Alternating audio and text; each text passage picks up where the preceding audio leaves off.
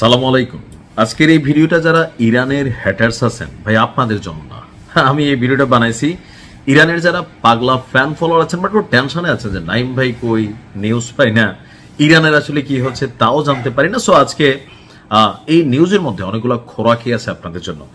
তো মাঝখানে ব্যবসা বাণিজ্য সহ বিভিন্ন কাজে আসলে একটু ব্যস্ততা, বাংলাদেশে আছি যেহেতু, তো 8-10 দিন আসলে ভিডিও দিতে পারিনি, বাট আজকে থেকে আবার ট্রাই করব নিয়মিত হওয়ার জন্য। তো ইরানের যারা টেনশন করছেন আর কি, আমি প্লাস ইরানকে নিয়ে, তো আমার নিউজ তো জানাইলামই। এবার আসেন ইরানের আসলে অবস্থানটা কি। যুদ্ধবিরতি চলছে তাই না? তো এই যুদ্ধবিরতি বেসিক্যালি ইরানের যে ডিমান্ড ছিল সেই ডিমান্ডকে প্রাধান্য দিয়ে আপনার যুদ্ধবিরতিটা কার্যকর হয়েছে। কিন্তু মার্কিন যুক্তরাষ্ট্র বা ইসরায়েল তারা কিন্তু অনেক জায়গায় যুদ্ধবিরতির চুক্তি লঙ্ঘন করছে। তারপরেও কাগজে কলমে যুদ্ধবিরতিটা চলমান। তবে আমেরিকা অথবা ইসরায়েল যখন কোনো অভিযান চালাচ্ছে, ইরান সাথে সাথে সেটার পাল্টা জবাব দিচ্ছে, বাট যুদ্ধটা ওইভাবে হচ্ছে না।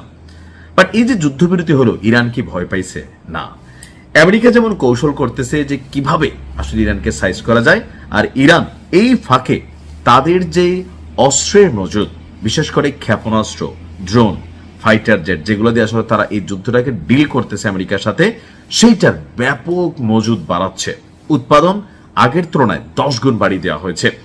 তো এই খবরগুলা কই থেকে আমরা পাই? আন্তর্জাতিক গণমাধ্যম, বিবিসি, রয়টার্স, এর পাশাপাশি ইরানের যে গণমাধ্যমগুলো আছে তারাও মাঝে মাঝে লাড়াচাড়া দিয়া শত্রুপক্ষকে জানান দেয়। কথা বলছি যে এই যুদ্ধবিরতির মধ্যে ইরান তাদের আগের চেয়েও আরো দ্রুত গতিতে তাদের যে ক্ষেপণাস্ত্র ভান্ডার আছে, ড্রোন লঞ্চারগুলো আছে, এগুলাকে একটু আধুনিকায়ন করা, একটু পুনরায় রিমডেলিং করা। থাকে না যে ইরান এতদিন একরকম চিন্তা করছে, বাট এখন যখন তারা তাদের ড্রোনগুলো ব্যবহার করতেছে, হয়তো 100 রকমের ড্রোনের মধ্যে 10টা অকার্যকর হয়ে যাচ্ছে।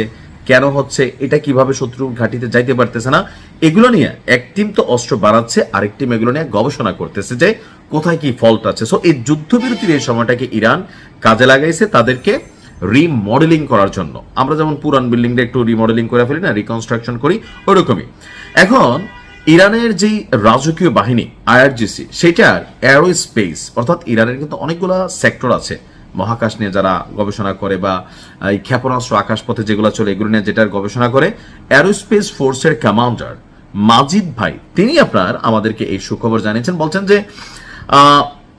একটা ভূগর্ভস্থ ক্ষেপণাস্ত্র ঘাঁটি তিনি পরিদর্শন করেছেন, একটা ভিডিও ফুটেজ তিনি আমাদের জন্য দিয়েছেন।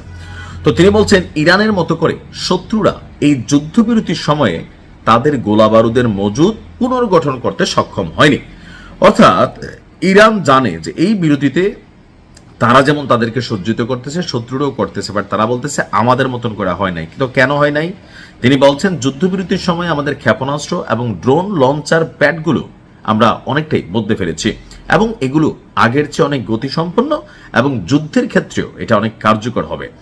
অপরদিকে সশস্ত্র বাহিনীর যিনি প্রধান আছেন আমির ভাই, তিনি বলছেন যে ইরানের স্বাধীনতা, সার্বভৌমত্ব, স্থল, আকাশ, সমুদ্র পথের নিরাপত্তায় আপনার নতুন নতুন প্রযুক্তি, আকাশ প্রতিরক্ষা সিস্টেম, মিত্রদের কাছ থেকে পাওয়া সহযোগিতা, সব মিলিয়ে ইরান তাদের লড়াই করার যে শক্তি ক্ষয় হয়েছিল এই 15-20 দিন বা 1 মাসের যুদ্ধে, সেটা তারা অনেকটাই আপনার রিকাভার করে ফেলেছে।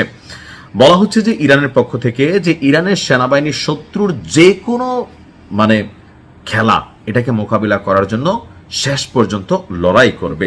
তো শুধুমাত্র এইভাবে মনোবল না, মেশিনারিজ দিয়ে কথা হচ্ছে যুদ্ধের যুগে, আজকের যুগে, তাই না? আমরা সারা বাংলাদেশের মানুষ একদিকে হয়ে চিল্লালে লাভ হবে না। আমাদের কোনো পারমাণবিক নাই।